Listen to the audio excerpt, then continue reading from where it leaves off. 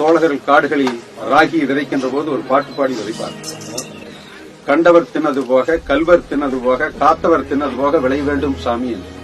அதை விட ஒரு உயர்ந்த தத்துவம் உலகத்தில் இருப்பதாக நாம் எல்லாம் விவசாயம் செய்கின்ற போது வேலி அமைத்து, மின்சார வேலி அமைத்து முழுவதும் நாமே திங்க வேண்டும் என்ற பேராசை பிடித்த பிண்டங்களாக நாம் மாற்றப்பட்டிருக்கிறோம்.